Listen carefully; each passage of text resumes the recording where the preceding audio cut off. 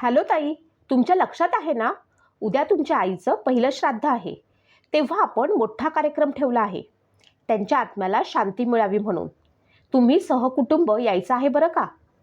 मयुरी तिच्या नंदेला फोनवरती सांगत होती. नाही वहिनी, मला यायला जमणार नाही. तुम्हाला माहीत आहे ना, यांना सुट्टी मिळणार नाही. तिची नणंद माधुरी म्हणाली, अहो ताई, असं कसं? त्यांची मुलगी आणि जावई नसतील तर त्यांच्या आत्म्याला शांती कशी मिळेल? आईसाठी तुम्हाला यावं लागेल, बाकी मला काही माहीत नाही. एवढं म्हणून मयुरीने फोन ठेवला. इकडे माधुरी जुन्या आठवणींमध्ये हरवून गेली.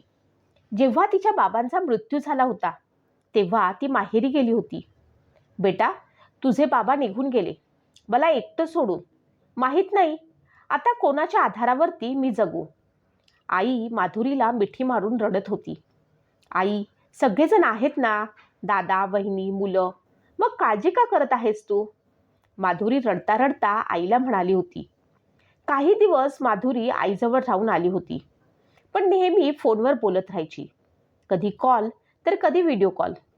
बेटा, काय बनवलं आहेस तू? एके दिवशी आईने व्हिडिओ कॉल करून विचारलं. आई, मी पनीरची भाजी आणि पुलाव बनवला आहे. माधुरीचं उत्तर आलं. अरे वा! जेवणाच्या पदार्थांचं नाव ऐकून आईच्या डोळ्यात वेगळीच चमक आली, जी माधुरीला जाणवली. आई, तुला खावेसे वाटत असेल तर वहिनीला सांग ना, ती बनवून देईल तुला. माधुरी हसत हसत म्हणाली, नाही नाही, या वयात मला असं चमचमीत पचत नाही. मी तर बस असंच विचारत होते. जेव्हा तुझे बाबा होते तेव्हा आम्ही देखील खूप बनवत होतो. वहिनीचं नाव ऐकताच आईच्या डोळ्यातील चमक नाहीशी झाली. आईनं फोन ठेवून दिला. आईला काय झालं आहे, अशी का ती बोलत आहे? आई, तिथे सर्व काही ठीक तर असेल ना? माधुरी स्वतःशीच बोलत होती. असे कित्येक वेळा जेवणावरती गप्पा झाल्यावरती तिनं आईच्या डोळ्यातील भाव पाहिले, पण नक्की काय ते ती समजू शकली नाही. परंतु यामागे गुपित सुद्धा तिला लवकरच समजलं. जेव्हा माधुरी सुट्ट्यांमध्ये 2 दिवसांसाठी माहेरी गेली होती तेव्हा एकदा माधुरी आईच्या खोलीत आईसोबत गप्पा मारत बसली होती. तितक्यात, ताई, चला जेवण करून घ्या. मयुरी आईच्या खोलीत येऊन माधुरीला म्हणाली, चल आई जेवायला. माधुरी उठत उठत आईला म्हणाली, अरे नाही ताई, आईंना का त्रास द्यायचा, त्या इथे जेवतील, तुम्ही चला. मयुरी म्हणाली, पण वहिनी, पण बिन काही नाही, तुम्ही चला. आईचे गुडघे दुखतात म्हणून त्या खोलीमध्ये जेवतात. मयुरी स्पष्ट शब्दात बोलली. मग वहिनी, माझे जेवण आईसोबत वाढा, आम्ही दोघी मिळून जेवू, असं माधुरी म्हणाली. यावरती मयुरी काहीही बोलली नाही.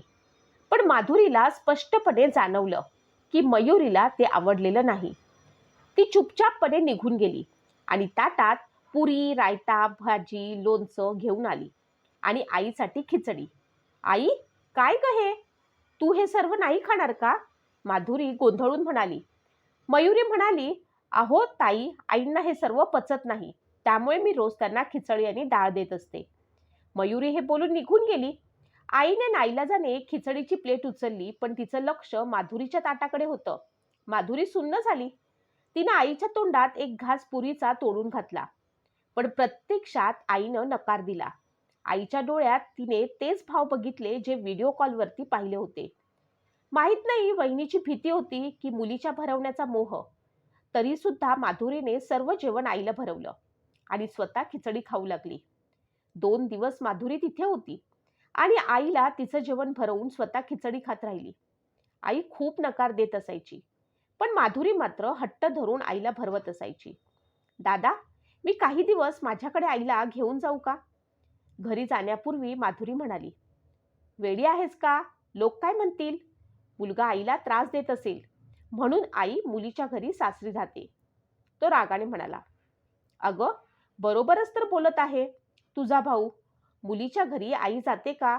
तू आरामशीर तुझ्या घरी जा, काळजी करू नकोस, मी इथे आनंदात आहे. मुलांचं बोलणं ऐकून आई म्हणाली. माधुरीने खूप हट्ट केला, पण बहुतेक आईचा नाईलाज होता. माधुरी उदास मनाने परतली. काही दिवसानंतर तिला आईच्या मृत्यूची बातमी आली. सर्व काही संपलं. माधुरीला माहीत होतं की आई किती तळमळत गेली आहे, पण एक मुलगी असल्यामुळे तिचा काही इलाज नव्हता. माधुरी एकटीच आईच्या श्राद्धाला पोचते. आज आईच्या श्राद्धासाठी 56 पदार्थ बनवले होते. सर्वजण आनंदाने खात होते. मयुरी आणि तिचा भाऊ त्यांचे सर्वजण कौतुक करत होते. त्यांना जगातील सर्वात चांगला मुलगा आणि सून म्हणत होते. आईच्या गेल्यानंतर सुद्धा एवढा विचार करत आहेस? आईसाठी मग जिवंत असताना केवढी सेवा केली असेल? माधुरी दुःखी होऊन आईच्या फोटोकडे बघताच आईच्या डोळ्यामधील भाव माधुरी अजून सुद्धा स्पष्टपणे बघत होती. ताई चला, तुम्ही सुद्धा जेवण करून घ्या.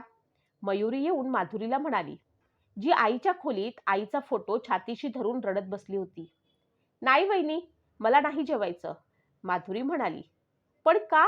तुम्ही नाही जेवलात तर आईचा आत्मा कसा तृप्त होईल? मयुरी बोलली. वहिनी, ज्या जेवणासाठी माझी आई जिवंत असताना तळमळत राहिली, ती आता कशी तृप्त होऊ शकते? विचार करून बघा एकदा. आज तुम्ही पदार्थांचा ढीग लावला आहात. आई जिवंत असताना जर तिच्या आवडीच्या पदार्थांचे 2 घास तिला खाऊ घातले असते, तर आई तशीही तृप्त झाली असती. तेच तर आईचं खरं श्राद्ध असतं. हे जे काही होत आहे ते फक्त एक दिखावा आहे. यामुळे आई कशी तृप्त होऊ शकते? आणि ज्या घरातून माझी आई अतृप्त होऊन गेली, त्या घरात मी कसं काय जेवण करू शकते? माधुरी चिडून बोलली. तेव्हा तिथे तिचा भाऊ सुद्धा आला. देवाच्या काठीला आवाज नसतो दादा वहिनी. जेव्हा कोणावर पडते ना, तेव्हा जखम खूप खोलवर आणि न भरणारी असते. तुम्ही सुद्धा 2 मुलांचे आईवडील आहात.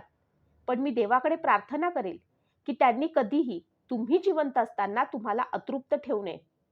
आईने तर तिचा वनवास भोगून कुठेतरी नवा जन्म घेतला असेल, पण तुमचं आयुष्य अजून खूप मोठं आहे. माधुरीचे हे बोलणे ऐकून आईचा फोटो घेऊन ती निघून गेली. मागे मयुरी आणि तिचा भाऊ मान लाजेनं झुकवून उभे होते. आई वडिलांना जिवंत असताना तृप्त करणं हेच खरं श्राद्ध असतं. त्यांच्या मृत्यूनंतर तुम्ही कितीही पदार्थांचे भोग ठेवा, त्याला कोणत्याही प्रकारचं महत्त्व नसतं.